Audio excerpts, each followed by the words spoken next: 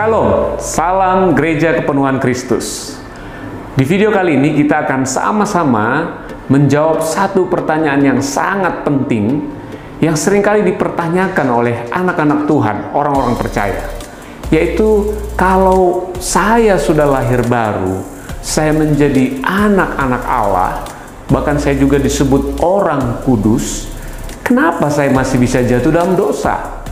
Bukankah ada ayat firman Tuhan berkata bahwa kalau kita sudah lahir baru, kita tidak lagi berbuat dosa? Mengapa dalam kehidupan saya setelah saya percaya Yesus, saya masih jatuh dalam dosa? Di video ini, kita akan temukan jawabannya.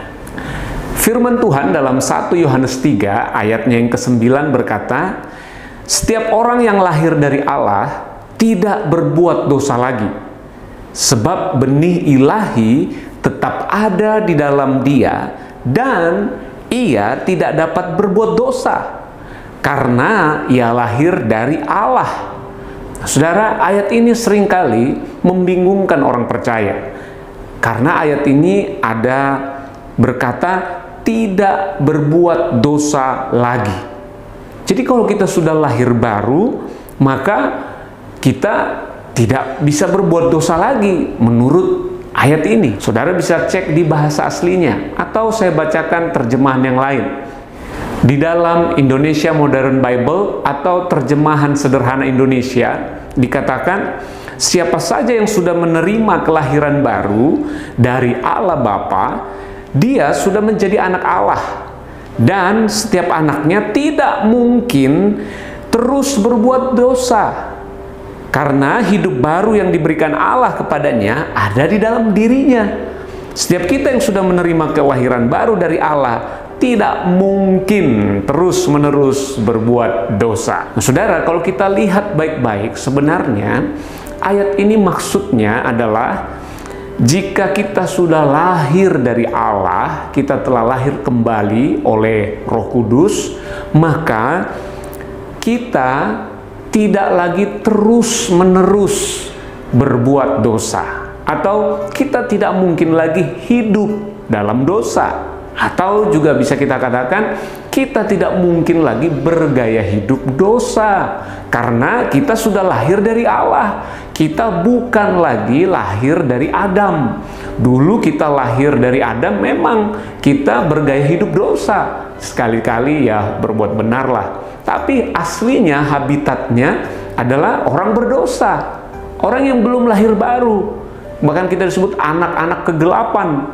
Nah, kalau kita sudah lahir dari Allah, menurut ayat ini adalah kita tidak lagi terus-menerus berbuat dosa. Bukan berarti selama kita hidup di dunia ini kudus terus, dalam arti perbuatan kita itu tidak mungkin gagal. Enggak. Memang kita orang kudus yang mungkin bisa jatuh dalam dosa. Dan kalau kita sudah jadi anak-anak Allah, maka kita tidak mungkin terus-menerus berbuat dosa. Itu yang Rasul Yohanes maksudkan di ayat ini. Nah, kalau kita lihat lagi, saudara, buktinya penulis yang sama, Rasul Yohanes, di pasal sebelumnya, tepatnya di pasal 2 ayatnya yang pertama, dikatakan begini, anak-anakku, ditujukan kepada orang percaya, hal-hal ini kutuliskan kepadamu supaya kamu jangan berbuat dosa.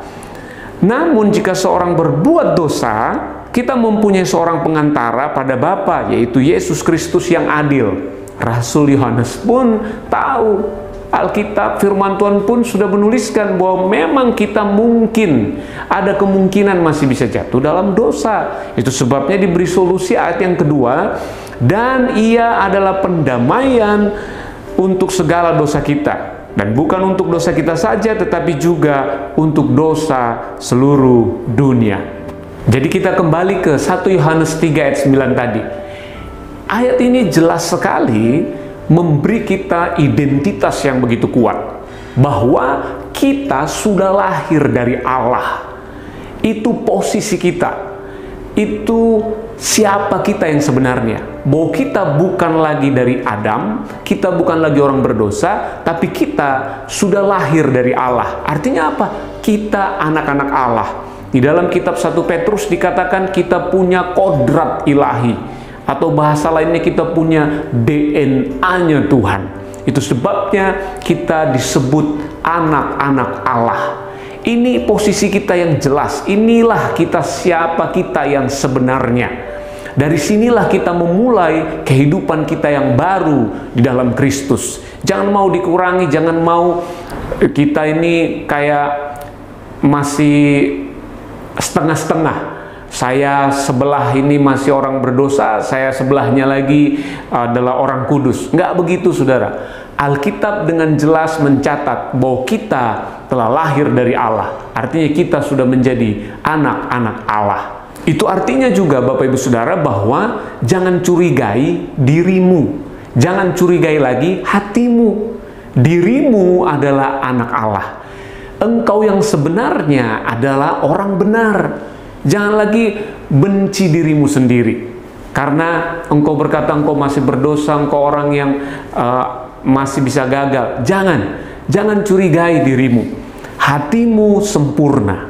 Hatimu adalah hati yang baru, benar-benar suci, kudus, tak bercacat celah. Itulah kita, itulah siapa kita di dalam Kristus. Normalnya kita hidup ya sebagai anak Allah. Itu wajarnya kita hidup di dunia ini. Jadi kalau orang nggak mengerti kebenaran ini, saudara, seringkali pernah dengar nggak ya? Kalau dia jatuh dalam dosa gitu kan, tiba-tiba dia mulai sadar, mulai tenang karena tadi habis ngamuk-ngamuk atau gimana lah. Tiba-tiba dia bilang, maaf ya, tadi itu aslinya saya. Itulah saya ini kadang masih memang aslinya saya itu pemarah. Aslinya dia adalah orang berdosa. Dia pikir itu aslinya dia. Ini anak Tuhan yang gambar dirinya rusak, saudara. Bukan. Alkitab berkata bahwa aslinya kita, naturnya kita adalah anak Allah, orang kudus. Loh, kalau memang dia masih aslinya pemarah, aslinya masih orang berdosa, ya jangan munafik. Kamu masih pelayanan, masih berbuat benar, munafik berarti. Kita mana bisa tolong. Lebih baik kamu jadi aslimu aja, orang berdosa. Kalau bisa jadi penjahat hebat aja sekalian. Karena memang aslimu orang berdosa kan. Ngapain pura-pura jadi orang benar? Ini kemunafikan. Kenapa? Ya karena dia diajar salah, saudara. Orang benar ini nggak mengerti, orang percaya ini nggak mengerti bahwa sebenarnya aslinya dia adalah anak Allah. Naturnya dia yang sebenarnya adalah ciptaan baru, orang kudus, orang benarnya Allah. Jadi kalau dia jatuh dalam dosa, itu bukan dia. Itu dia lagi tertipu, dia lagi pakai topeng. Topengnya topeng dosa. Anak Tuhan itu topengnya adalah dosa. Kalau dibuka topengnya, aslinya dia orang benar. Nah, sama orang berdosa, topengnya kebenaran, topengnya kebaikan. Kalau dibuka topeng kebenaran dan topeng kebaikan, ya dia orang berdosa.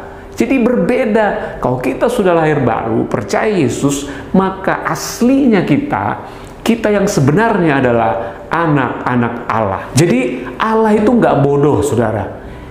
Allah itu nggak mungkin nyuruh orang berdosa, orang yang masih belum lahir baru, untuk hidup kudus. Ini kebodohan, saudara. Bagaimana mungkin orang berdosa disuruh berubah serupa dengan Kristus? Wow, impossible. Ini nggak mungkin dan ini sebuah kebodohan. Sama seperti kita berharap monyet bisa menjadi sama dengan manusia, berubah menjadi manusia. Dengan cara apa? Terus ajar monyet ini melakukan perbuatan-perbuatan manusia. Nggak bisa. Bagaimanapun sehebat-hebatnya monyet melakukan apa yang manusia lakukan, tetap akan menjadi monyet. Monyet nggak bisa berubah dengan perbuatannya, usahanya untuk melakukan apa yang manusia lakukan. Nggak bisa. Monyet pasti akan selamanya menjadi monyet. Demikianlah kita, saudara. Ketika kita lahir baru, Tuhan ubah kita dulu. Hati kita, roh kita, pribadi kita itu diubah menjadi anak Allah. Diberikan kekudusannya, diberikan kebenarannya. Kita diubah, kita diberikan benih ilahi.